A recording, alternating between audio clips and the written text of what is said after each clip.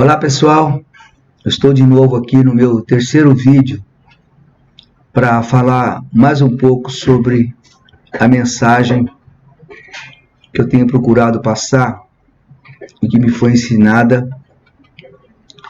pela ordem superior, pela ordem do colégio sacerdotal, na qual eu me comunico há muitos anos. Eu sou Adilson Godoy, sou músico, como eu disse sempre. Eu não vou falar de música, eu vou falar desse caminho espiritual que me ajudou muito na minha vida.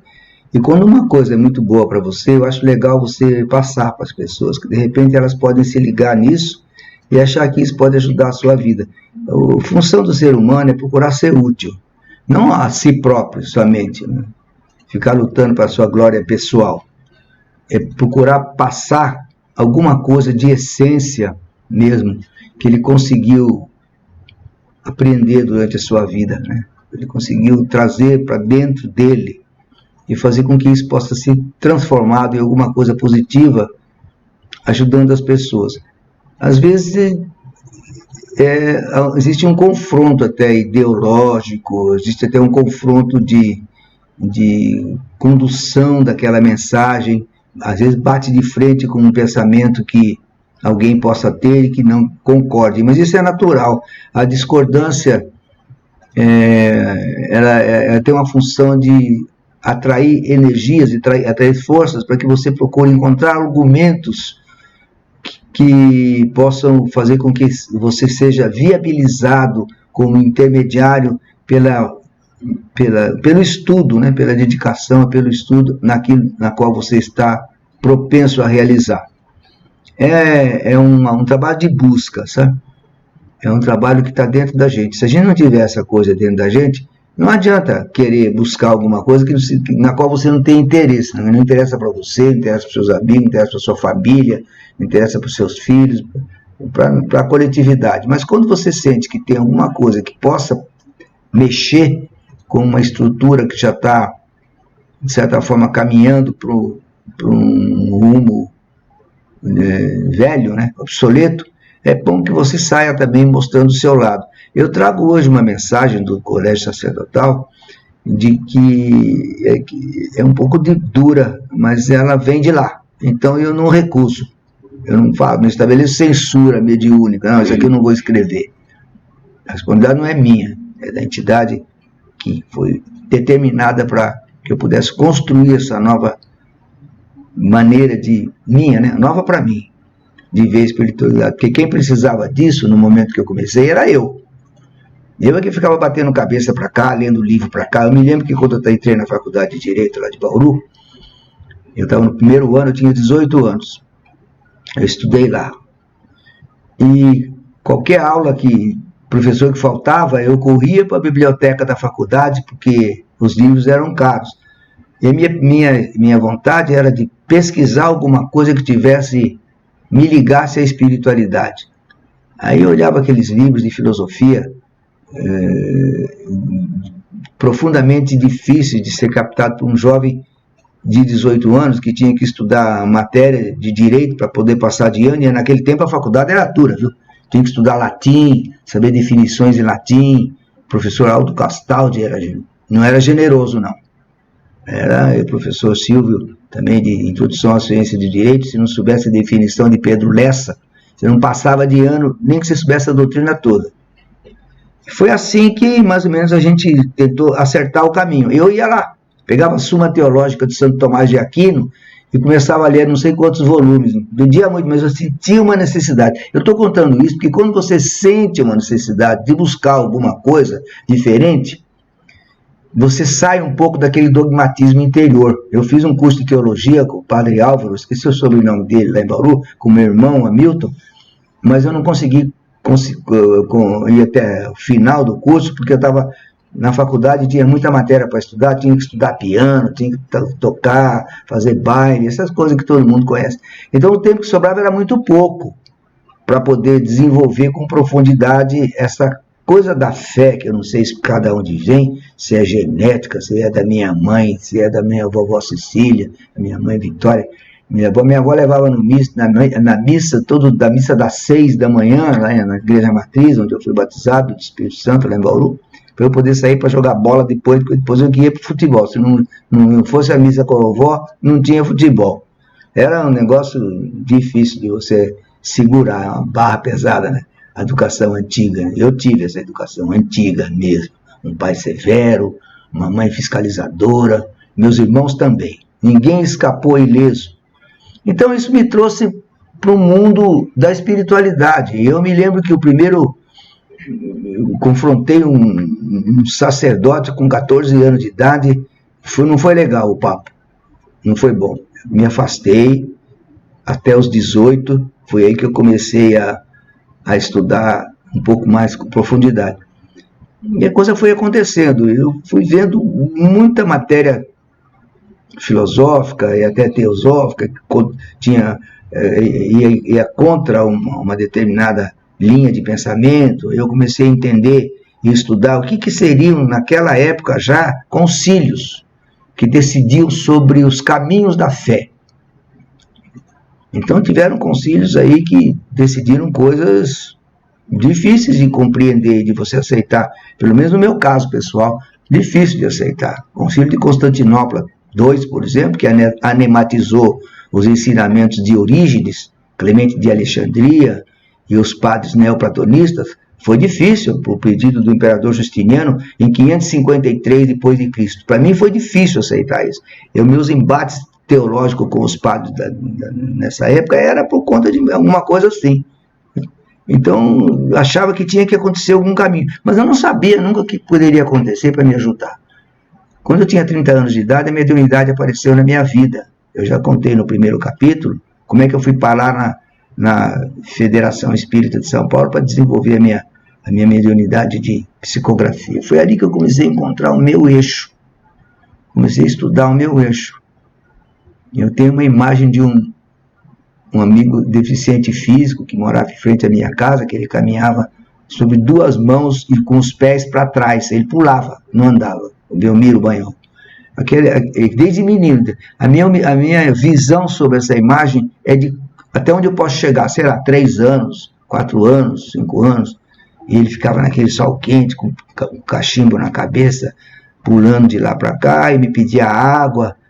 Eu ia levar um copo d'água para o Miro naquele calor. Eu começava a pensar naquela figura, na justiça divina. Como é que podia ter um menino, né? De 7 anos, 6 anos, sei lá, pensando em justiça divina. É difícil. Essa coisa ficou carregada em mim. Chegou a um certo momento que eu falei, não, pera um pouco, deixa eu ver o que está acontecendo. Por quê? Por que você é obrigado a seguir uma fé, uma mensagem, por conta de decisão de Deus, de Cristo ou dos homens? Aí que a coisa pegou, por decisão dos homens.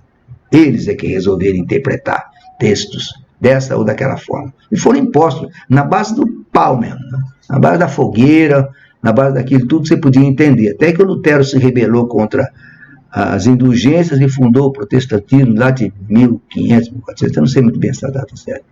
Aí quebrou a hegemonia de um cristianismo apologético e clerical. A coisa começou a pegar feio na Europa. E todo mundo sabe, eu não vou falar nessa história, que basta você estudar um pouquinho de teologia e história, você entende um pouco isso que eu estou falando. Eu já passei por esse negócio lá para trás, eu não gosto de pensar muito nisso, que não faz muito bem para mim, não sabe? Eu sempre estou falando um pouco da minha posição pessoal, porque ela é muito perigosa. Eu estou mexendo com forças astrais no desenvolvimento do processo criticista, a qual eu me propus a passar, e nessa altura da minha vida, eu nem sei se eu precisava fazer isso, mas eu cheguei à conclusão que sim, que precisava sim, tinha que fazer sim, tinha que mostrar, tinha que ter coragem, tinha que botar a cara para bater, sabe, e ver o que é que acontece. Perdi aquilo que atrasa a vida da gente, a resistência do medo.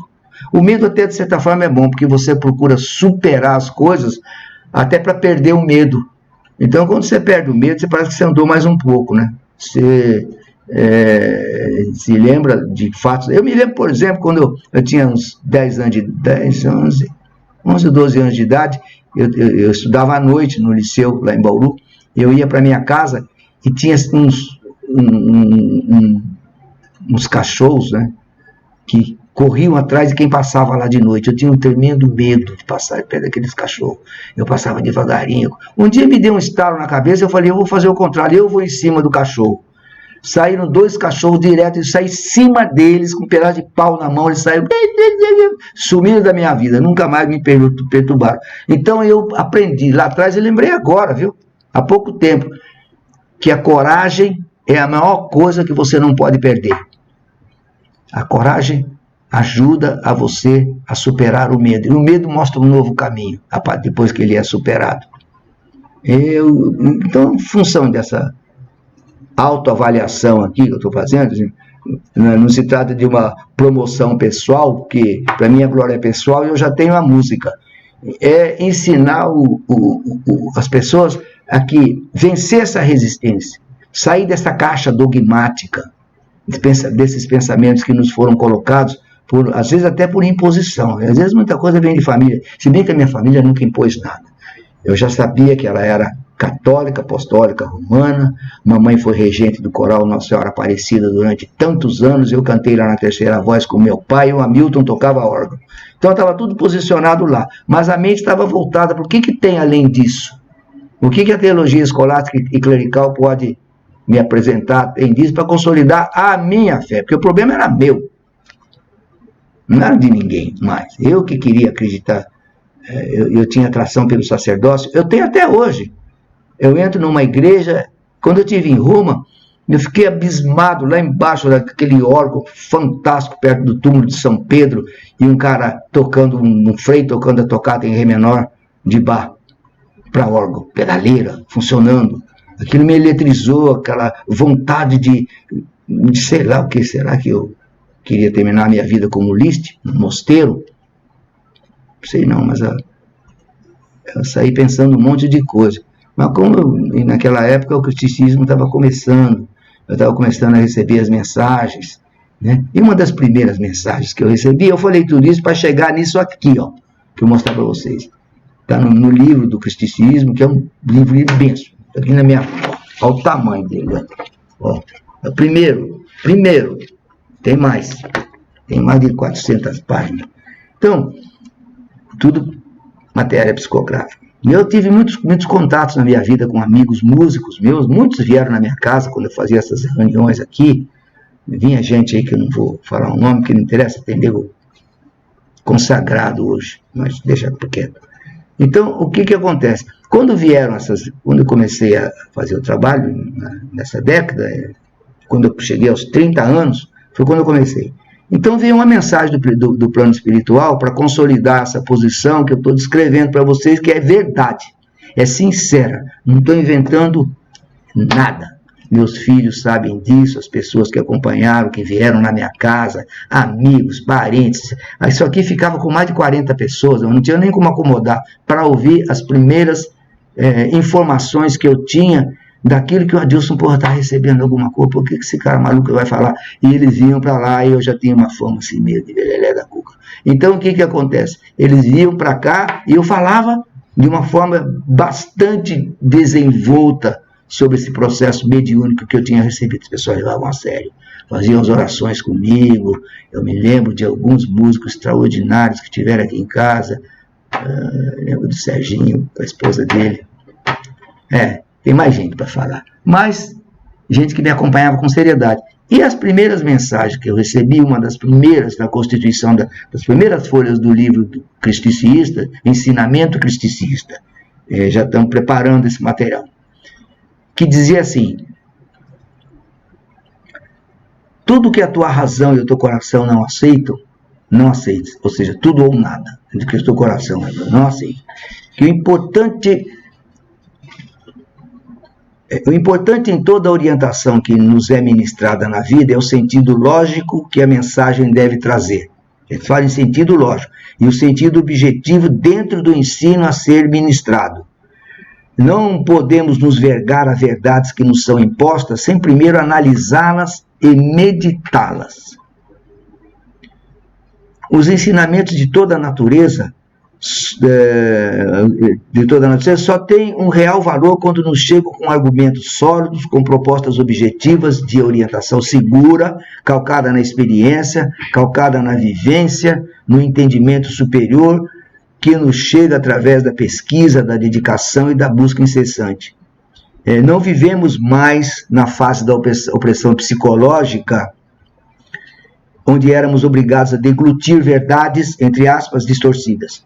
Estamos na era da procura da verdade objetiva, aquela que não é imposta como a única saída para a sobrevivência espiritual do ser humano, nem do ser espiritual. Não foi eu que escrevi isso, não. Foi Dédion, o médium, a entidade espiritual, que é um sacerdote da ordem de Melquisedeque, que é responsável pela consolidação do processo cristicista. Eu só aqui sou um peão de obra. Uma vez eu perguntei, qual a minha função, cheio de estufei o peito, qual a minha função aqui embaixo no planeta Terra com relação às mensagens?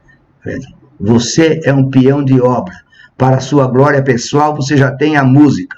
Eu calei meu bico, já tinha falado isso antes, calei meu bico e continuei quietinho, sabe, com a canetinha na mão, segunda, quarta e sexta, toda semana, durante anos, de uma dedicação realmente exclusiva, né?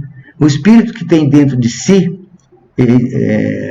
eles falam, como eu já disse, né? Estamos na era da procura da verdade objetiva, aquela que não é imposta como a única saída para a sobrevivência espiritual do ser humano, nem do ser espiritual. Pois bem, ensinaram que o espírito tem dentro de si a semente do amor, da fraternidade e do conhecimento. Sabe que não é obrigado a acreditar naquilo que não está de acordo com o espírito. O espírito não é obrigado a acreditar naquilo que não está de acordo com a sua razão e com o seu entendimento. A época agora é de esclarecimentos. A época agora é de informações precisas para que possamos enfrentar com amor e humildade os irmãos que ainda não tiveram a oportunidade de receber uma orientação melhor conduzida e preparada. Não devemos impor os nossos pontos de vista a ninguém, e sim expô-los, defendê-los dentro da nossa capacidade de discernimento e compreensão. De nada adianta distorcer conceitos, pois esbarraríamos em obstáculos intransponíveis que nos obrigariam a fazer mais distorções para conter os argumentos necessários à sua própria sustentação. O nosso dever é pesquisar a fundo as questões com dedicação e com vontade de acertar. É claro que quando somos chamados a executar uma tarefa espiritual, temos a nosso favor, graças a Deus, viu? Graças a Deus, a ajuda dos irmãos superiores interessados em contribuir para maior aperfeiçoamento de todos os seres que vivem sobre o mesmo teto planetário. Hoje eu fiz esse vídeo, ele tem 17 minutos, é um vídeo curto, colocando uma posição de convicção. É preciso ter convicção. Você não realiza nada na vida se você não tem convicção, se você não acredita naquilo que você faz, se você não sente dentro de você a orientação que o leva usando a meditação, usando a concentração. Eu expliquei nos outros vídeos que tudo que eu consegui na minha vida profissional foi através da protoplasmatificação da forma. Isso aí eu vou explicar depois. É uma parte mais científica da doutrina cristicista e tem uma filosofia bastante direcionada para explicar como atuam os átomos do conhecimento luz. É uma outra coisa, né? Então a nossa missão, a missão criticista, é ajudar os irmãos encarnados, informando objetivamente, dentro das possibilidades, sobre o processo divino de criação superior. E para tanto, necessitamos também do amor e compreensão de todas as pessoas desencarnadas. Eles, estão dizendo, nós lá, eles precisam disso, através da sua dedicação e sensibilidade, que nos ajudarão nessa árdua tarefa de elevar até os seres encarnados nossas lições espirituais. Eles estão preocupados. O plano espiritual, isso a gente vê em atividades, não só da igreja, a igreja também tem uma força muito grande. Eu só acho que eles deviam repensar um pouco, viu? Decisões de concílio, mas isso eu não sou padre, não sou bispo, não sou papa, não sou ninguém, sou só um estudioso, e estudioso sério, dessa coisa toda de envolvimento espiritual, na qual eu me propus a fazer, junto com a música, né, que também foi séria na minha vida. Então, você tem o rebate positivo das coisas, quando você faz alguma coisa que você entende que essa coisa é séria, não é para brincar, brincadeira acabou. Então, eu não sei quanto tempo Deus vai me dar de vida, já me deu bastante, mas mais uns 10 anos aí, acho que ainda dá para chutar uma bola legal, sem perder o miolo. Então, dentro dessa linha de ação, eu creio que nós juntos, não só eu não, mas as pessoas que também tiveram a mesma dificuldade que eu tive no passado, de encontrar um caminho, eu tive muita dificuldade, elas possam também, sei lá, ouvirem, apresentar alguma sugestão, alguma coisa, para que pudesse nos ajudar a expor a nossa posição. Tá? Bom, pessoal, estamos terminando por aí. Desculpa alguma coisa, mas o meu trabalho é esse mesmo. Eu preciso executar. Com a colaboração de vocês, é melhor. Se você quiser receber o nosso vídeo, inscreva-se no nosso canal. O nosso site é www.filosofiacristiceísta.com.br. Obrigado.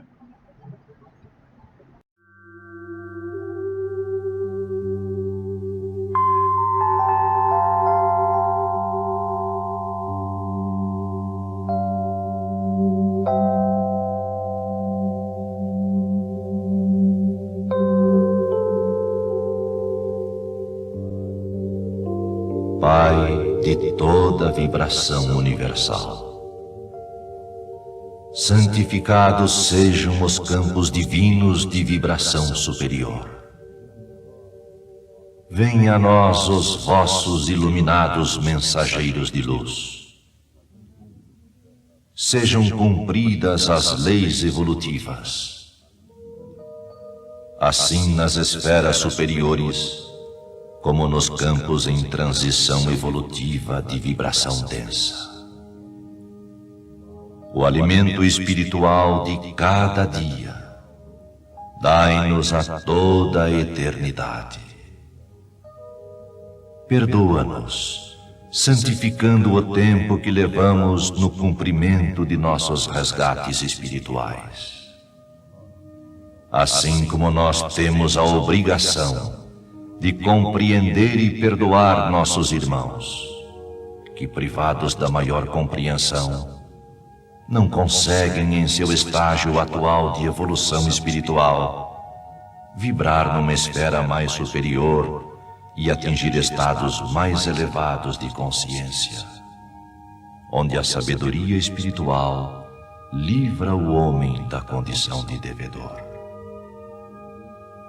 Não nos deixeis meditar sobre o que for contrário à evolução do espírito, mas dai-nos a força necessária para gerarmos a força necessária, a fim de possibilitarmos ao nosso espírito uma maior visão e uma maior compreensão do plano da criação. Em nome do Pai da criação, dos filhos criados e dos espíritos puros, para a glória da missão superior.